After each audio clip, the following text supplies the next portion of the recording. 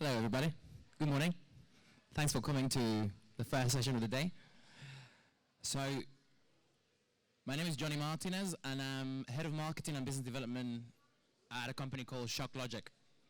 We generate, produce event technology for different types of organizers. If you want to find out more about it, you can visit us at stand 1507. But today, I'm going to talk to you about social media hacks. What can you do to stand out from the crowd, tap into the right audiences, and maximize your social media revenue streams? The first thing that we need to acknowledge is that the world is changing, and it's changing very quickly. I think we can easily see how we find ourselves between these polarized forces. On one side, we see how we have this need to share, distribute information and content very quickly using our mobile phones while having a dozen apps integrated into our different devices. And then on the other side, we see the need for having stricter, tighter data regulation policies. We see how Facebook is not able to really deal or manage our personal data in a secure way. And that's the world we live in right now. So clearly, as the world changes, we need to adapt to it. And as an industry, all of us doing events, we really need to think about this, because if we don't take the next step into what is it that I need to do to stand out, then we may face the same fate that other industries have gone through. Look at the music industry, for example, which once depended on concert and record sales, and now artists owe their reputation to Spotify and YouTube. Look at Blockbuster, which at some point had a store at every corner of the world, and lost out to Netflix and other video on demand services that you can just watch at home or during your train journey. So this is very important, and the main questions that we need to be asking ourselves to really be out there are very, very simple questions. And obviously, what, who, when am I going to post this content? Where am I going to do that? What are going to be the channels that I'm going to be using? And why? And the first question we always start with is why. And that is because why is your purpose? Is that reason that allows you to connect with other individuals out there? Is the message that allows other people to buy into that reason? So all of you need to ask yourselves, why is it that I really want to do this? Do I want to be famous? Do I want to make money? Do I want to change people's lives? And in order to do that, all of us need to tap into our vulnerability. And that is really understanding, the things that I'm comfortable with, but also the things that I'm not comfortable with at all. A lot of those things that we're comfortable with, we find easy to use. Facebook, creating an event. A lot of things we don't find easy at all. Doing a story, creating an article on LinkedIn. And quite often, it is those things that we find really uncomfortable that allow us to grow. Those things that allow us to step out of our comfort zone are the things that make us realize that we're capable of doing other things. So vulnerability is very key in this whole equation. Is what allows us to really connect with our inner purpose. Obviously, as we figure out what the message is and what the reason is, we start to build the structure and we start to understand what I need to do in order to have a proper content strategy. And in that sense, there are many elements that come into play. So the first, the poll comes 8 slide. The poll, 8 slide.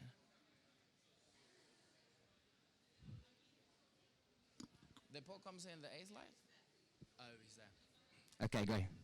So the first question that I have for you today, if you can go to the Pigeonhole link, please, /ETL19, is just to get an understanding on whether your organization has a content strategy or not. Does your organization, or do you have a content strategy at the moment? So we have 4 votes, and so far, most people have said yes, which is brilliant. 6 votes. There's still a lot of people saying yes. I think that's really good. I think what that means is that a lot of people in the room have actually thought about what they need to do and actually have a structure in place to carry out the content. If we can move on to the next slide. So the key thing here when we are thinking about content strategy and the why is, what are those things that are really going to benefit me? And Pareto's law is very key in identifying that strategy. It's because it is what allows you to see the 20% that's going to bring you the 80% of the return on investment.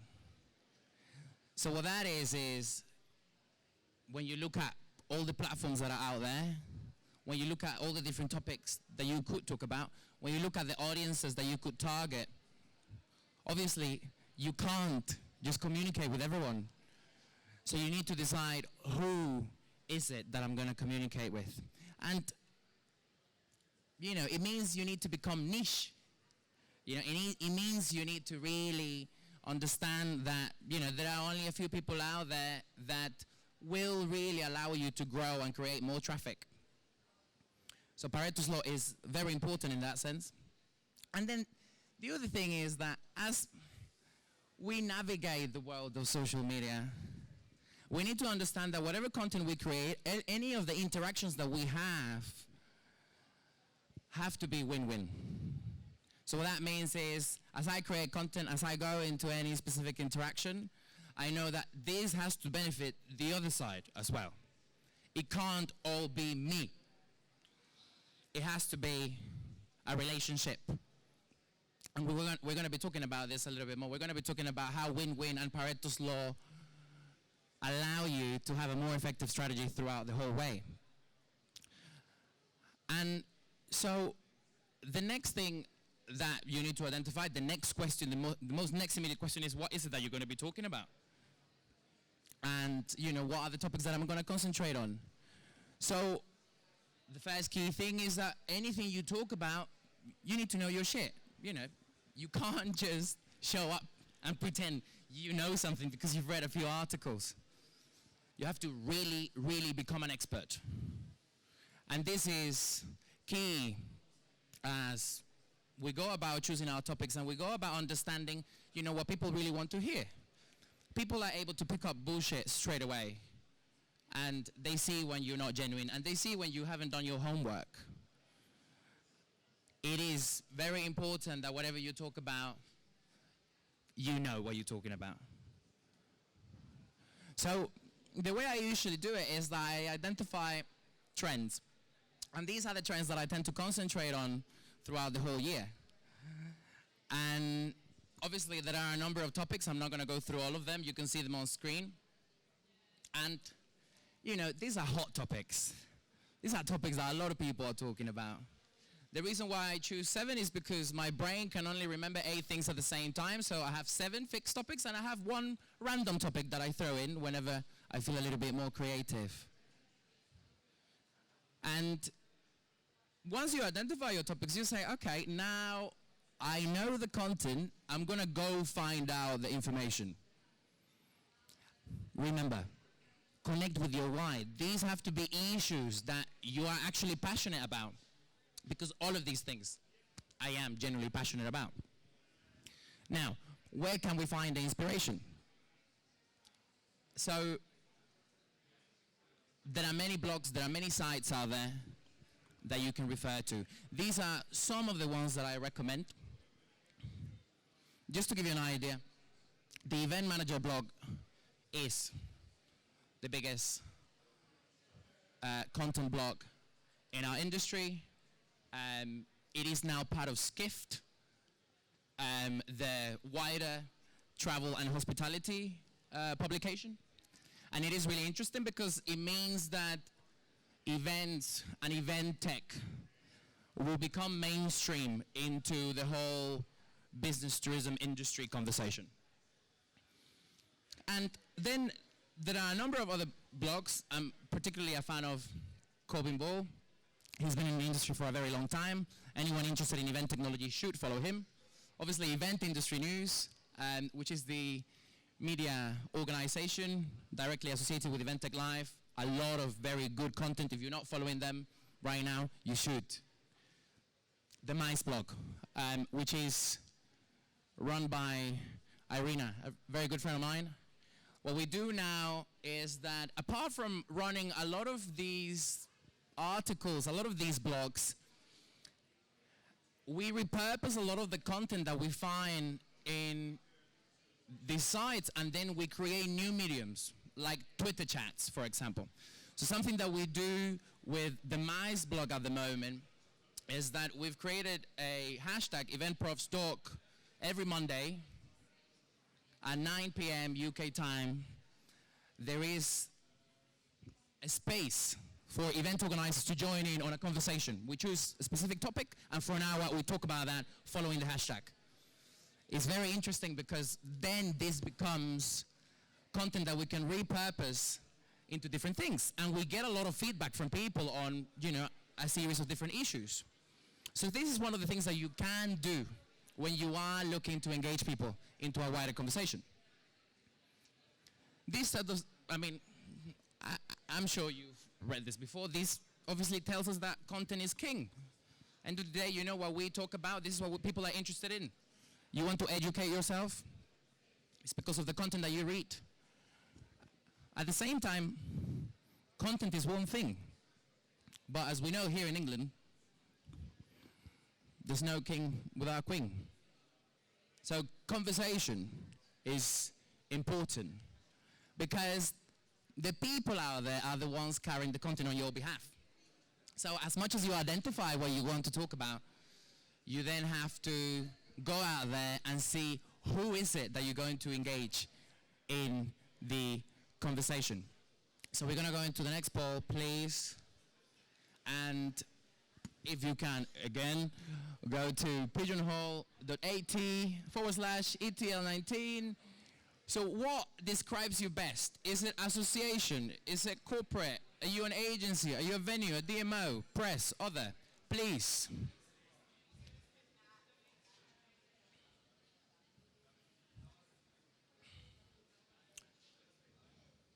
Okay, we see that changing. We have 7 votes in.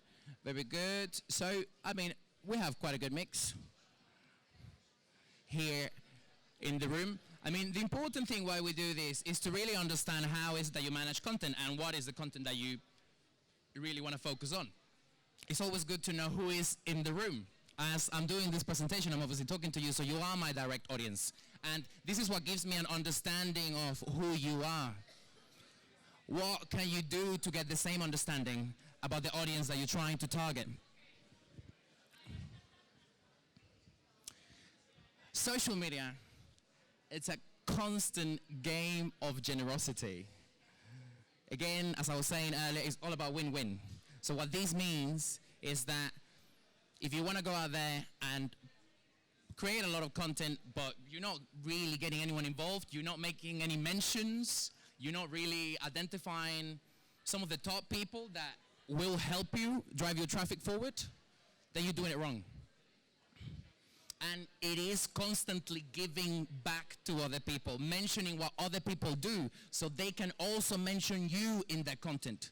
It's what gives you better traffic and better SEO. And as we do this, we tend to follow the 99-1 rule.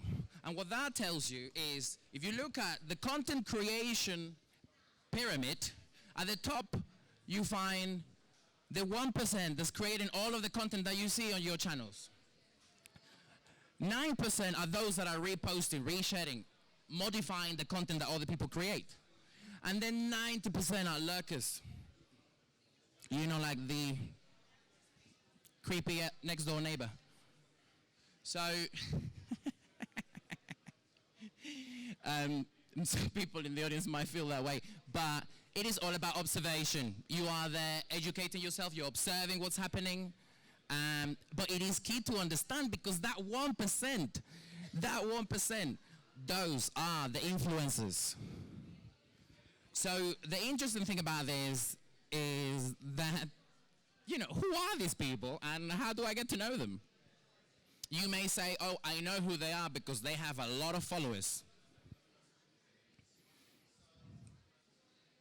I mean, it is true that you can categorize influencers according to the number of followers they have. You would have micro, macro, mega, celebrities on that side, Kim Kardashian, still people that concentrate, you know, the Jeffree Stars of the world. And then you have micro-influencers, people that concentrate on a specific industry, and obviously they have a great deal of influence. These are some of the people in this space, event technology, that I recommend everyone to follow. Some of the people that I admire personally, including Adam Perry, the head of Event Tech Live. One thing that is very key for everyone in this space, I'm sure you're doing it, hashtag EventProfs, is everyone following that hashtag? No. So it is essential for everyone in this space, in this industry, hashtag EventProfs is what it will allow you to filter the information on LinkedIn, on Instagram, on all of these platforms, so you can see information only related to our industry. The thing is, there are many ways now to know if your followers are real. Twitter audit, influencer audit as well. Some of the tools that you can use to audit that influence. If you buy followers, you are only hurting yourself. Because as much as it looks like you have followers, the quality of your influence is shit. So do not do it. Do not think it's a good idea. Now, we want to think about, you know, what are the social platforms that we want to use. So I'm going to run this last poll. I just want to see what are we using in the room. If you can go again to Pigeonhole and show me what you're using, please. We have 4 votes, 5 votes in. One more, that's great. Okay, that's interesting. First time I don't see Instagram on a screen. And interesting to see Facebook first. A lot of people, especially my generation, are going away from Facebook. It was very popular at some point, hashtag delete Facebook. So, thank you. This is very interesting because, I mean, in our space, the B2B space, me especially, I only concentrate on Twitter and LinkedIn. We use Facebook certain things. Instagram is great if you take pictures. My colleague Maggie, she's amazing actually with her Instagram account. But when it comes to doing work, generating leads, I would like to hear from anyone that has successfully generated business from Instagram. LinkedIn, there's no doubt that you can do that. LinkedIn Sales Navigator is probably the best sales tool that we have in the market. And Twitter, we owe Twitter the creation of all the hashtags, the index that we're able to use across all these platforms to filter that content. So it is important that you choose the platforms that work for you. And as you go doing that, you need to make sure you collect all elements in one place, and that you define the formats that you want to use in your content strategy. So I'm going to send you, if you want more information on all of this presentation, I'll send you the map. I'm aware I'm running out of time. I'll be happy to send you all of this. But what I want to show you is, first of all, I mean, the grid that we use, our spreadsheet, when it comes to organizing our content, date, time, topic, what platform is going to come from, who's going to post that, what account, the content, and then it goes through a revision round. Because the content that we create has to be revised by someone else. And so that's what we do. And then it finally gets approved, and only then it goes out. What can you do to find a similar process? At the same time, remember, you don't have to be, behind the screen doing this all the time. What you can do is schedule the content, put it on Hootsuite or TweetDeck or HubSpot, and make the content go out on your behalf. You can schedule that content. And Hootsuite, it will allow you to have a free account if you want to check it out. And I'm happy to talk about how you can do that even further. There are different case studies that we have on how, we've engaged audiences to do more, creating characters like Gaudino. Video is on the rise at the moment. All social media platforms at the moment favor video and images in the content. So when you use it, it will improve your traffic. Also, the words that you use, keywords, you need to be very attentive in those words that you use in your videos. And that's how we get to hybrid meetings, being able to create that connection between the physical audience and the virtual audience. Now, this is something that we've given to everyone, how often you should post, which is the last question that we're trying to answer. These are just suggestions. What happens here is, Twitter, you can post as many times as you want. There are a number of times when you can post on Facebook, LinkedIn, maybe just once a day. And then, what are the times when you can post? We've given everyone a leaflet. If you have one, if not, you can collect one from my colleague Zain over there. And these are just suggestions. The key thing to know about this is that the USA is the biggest media market, consumer market in the world. So we still schedule a lot of our content around the US. And it is just important to bear that in mind, because if you are trying to tap into a bigger market, then you should make sure that your content is seen by US consumers. Be coherent in your message. And finally, remember that when we are introducing anything to a crowd, we need to think that in the beginning of the adoption cycle, we have obviously the innovators, the early adopters, and finally when it breaks into a popular tool like it is right now, when it reaches that top of the curve, that's when people jump into using all these new functionalities. And you need to realize, where in the curve are you? Okay? Finally, my very last thing that I want to share today is, very often we feel held back about trying something new, going into a new platform, creating content that has nothing to do with what we do right now. And my message is, do not let what you cannot do get in the way of what you can do. Thank you.